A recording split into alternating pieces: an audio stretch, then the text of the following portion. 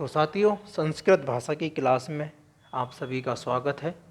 ठीक है, संस्कृत भाषा का जो अगर संधि विच्छेद करते हैं, ठीक है, तो वो सम प्लस क्रय प्लस कत, ये इसका संधि विच्छेद होता है। कई बार यहाँ पे एग्जाम में क्वेश्चन पूछा जाता है। ठीक है, तो सम प्लस कृत प्लस क्या चीज़, क्रय प्लस कत। ठीक है, तो इसको ध्यान रखेंगे।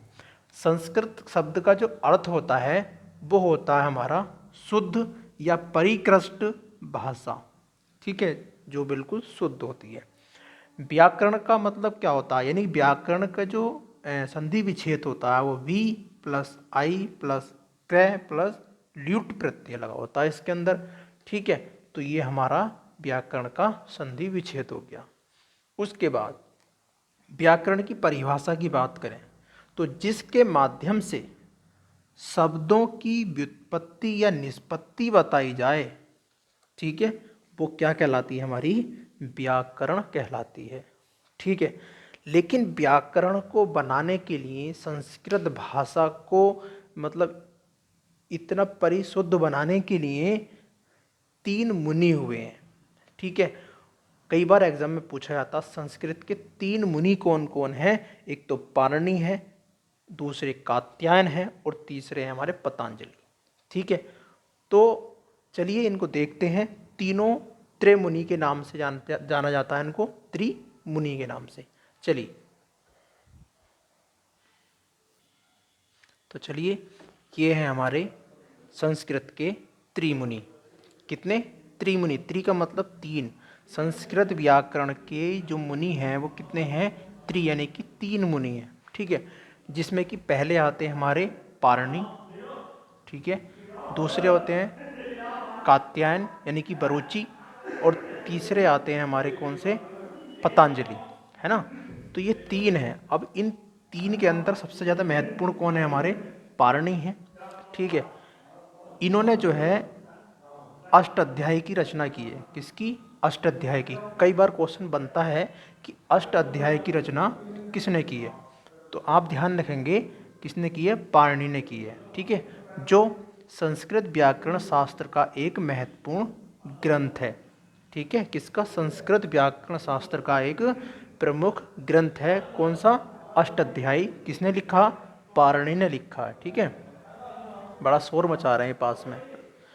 ठीक है, अब अध्याय कितने हैं इसके अंदर? कई बार पूछा जाता है क्वेश्चन कि इसके अंदर अध्याय कितने हैं, तो आप ध्यान रखेंगे इसके अंदर अध्यायों की संख्या कितनी है? 8 है।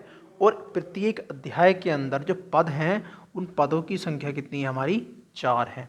ठीक है, तो कई बार क्वेश्चन बना है तो कि कुल पद कितने हैं, तो कुल पद कितने? अध्याय कितने? 8, और एक अध्याय के अंदर 4 पद हैं, तो 4 से हमने क्या करती गुणा? 8 चौक 32, यानी कि 32 जो है हमारे कुल पद होंगे। ठीक, कुल सूत्रों की बात करते हैं तो 3978 हमारे सूत्र हैं। 3978 लगभग किसके बराबर हैं? ये 4000 के बराबर है, नहीं, यानी 4000 सूत्र हमारे माने जाते हैं। कुल संख्या ये है लेकिन लगभग 4000 सूत्र मानते हैं हम। ठीक है, इसलिए पाणिनि को, किसको? पाणिनि को क्या बोलते हैं? सूत्रकार बोलते हैं।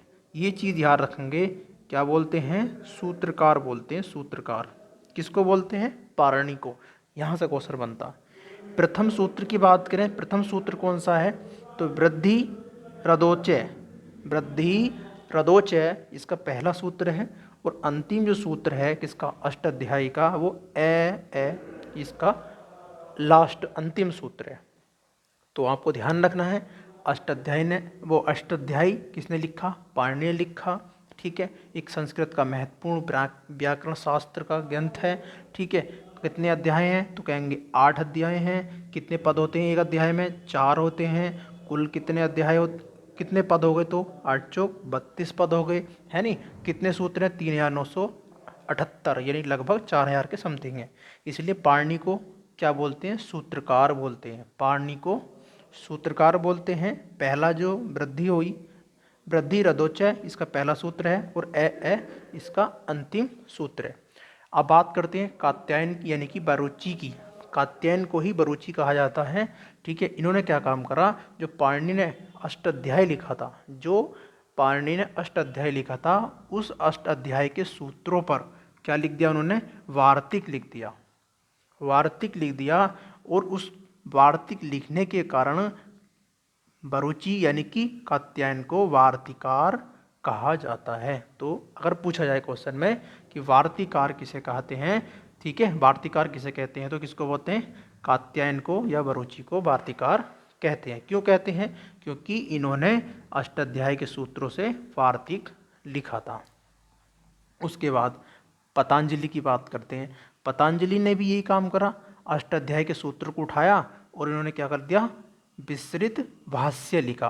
किसके, विस्तृत भाष्य लिखा, और जिसको हम बोलते हैं महाभाष्य। क्या बोलते हैं, महाभाष्य बोलते हैं। और इसीलिए इनको भी क्या कहा गया, भाष्यकार कहा गया। ठीक है, तो ये चीज़ आपको ध्यान रखना है। ठीक है, पाणिनि को क्या बोलते हैं, सूत्रकार बोलते हैं। कात्यायन को यानी बरूची को क्या बोलते हैं, वार्तिकार बोलते हैं। और पतंजलि को भाष्यकार बोलते हैं, क्योंकि इन्होंने भाष्य, वो विस्तृत भाष्य यानी कि महाभाष्य की रचना की थी। किससे की थी, जो पाणिनि ने अष्टाध्याय लिखा था उसके सूत्रों पर। ठीक है, ऐसे ही कात्यायन ने यानी बरूची ने भी यही काम करा, पाणिनि के अष्टाध्याय को उठा के उसके अंदर के जो सूत्र थे उनको उठाया और वार्तिक लिखा, इसलिए इनको वार्तिकार कहा गया। ठीक, चलिए, तो ये था आज का टॉपिक, और हम कल बात करेंगे संस्कृत की व्याकरण पर।